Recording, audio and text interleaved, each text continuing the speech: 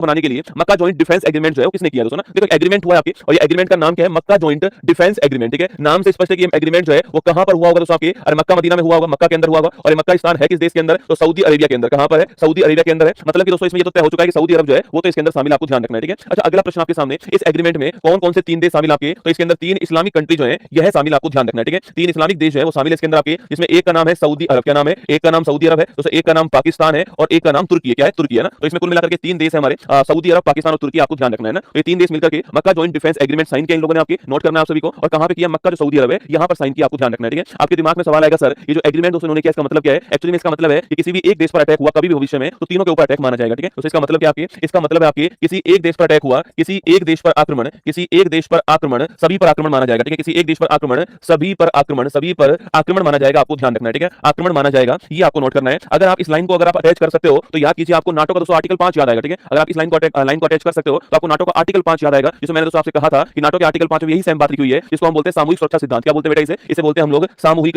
इसे हम क्या बोलते हैं, इसे हम आपके नाटो का आर्टिकल जो 5 है, आर्टिकल 5 में क्या बोलता है, आर्टिकल 5 बोलता है सामूहिक सामूहिक सुरक्षा सिद्धांत, आपको याद रखना है। ठीक है, शायद आपने पढ़ा भी होगा कि नाटो के किसी एक देश पर अटैक अगर होता है तो वह पूरे नाटो के ऊपर अटैक माना जाएगा। ये उसके आर्टिकल 5 के अंदर लिखा हुआ है। कहां लिखा हुआ है, उसके आर्टिकल 5 में लिखा हुआ है, आपको ध्यान रखना है। और ये बात आपके किसने, यही बात जो है वो आपके इस डिफेंस एग्रीमेंट में इन 3 देशों ने दोस्तों मिलकर जो है आपके लिख दी है, ये आपको ध्यान रखना है। ठीक है, तो इसको इस्लामिक दोस्तों नाटो कहा जा रहा है। ठीक है, इस आपके एग्रीमेंट को क्या बोला जा रहा है, इस एग्रीमेंट को बोला जा रहा है इस्लामिक नाटो। क्या बोला जा रहा है, इसको इस्लामिक नाटो कहा जा रहा है, ये आपको ध्यान रखना है। ठीक है, अच्छा नाटो की दोस्तों बात आई है अगर यहाँ पर, तो नाटो की फुल फॉर्म तो आप जानते होंगे, नॉर्थ अटलांटिक ट्रीटी ऑर्गेनाइजेशन। क्या फुल फॉर्म है इसकी, नॉर्थ अटलांटिक ट्रीटी ऑर्गेनाइजेशन जो है यह इसकी फुल फॉर्म है, आपको ध्यान रखना है। ठीक है, अच्छा अगला क्वेश्चन याद करो बेटा, तो नाटो की मैं बात करूं आपसे, इसकी स्थापना कब होती है, 1949 में इसकी स्थापना होती है, ध्यान रखना। ठीक है, अगला क्वेश्चन, इसका मुख्यालय कहां पर है, तो ब्रुसेल्स बेल्जियम जो है यहां पर इसका मुख्यालय, आपको ध्यान रखना है। ठीक है, अगला क्वेश्चन, नाटो का लेटेस्ट मेंबर कौन सा है, तो नाटो का जो लेटेस्ट मेंबर आपको ध्यान रखना है वो आपके 32 नंबर का है और उसका नाम लिखिए क्या आपके, तो स्वीडन इसका नाम है, आपको ध्यान रखना है। ठीक है, तो नाटो का लेटेस्ट मेंबर कौन सा आपके, तो स्वीडन इसका लेटेस्ट मेंबर, ध्यान रखिएगा। और मुख्यालय इसका ब्रुसेल्स के अंदर है और 1949 में नाटो की स्थापना होती है, ध्यान रखना। ठीक है, तो चलिएगा आंसर लगाइए, हमारा आंसर सऊदी अरब, आपके सऊदी अरब, पाकिस्तान और तुर्की जो है वो हमारा correct answer, option number B answer. ठीक है।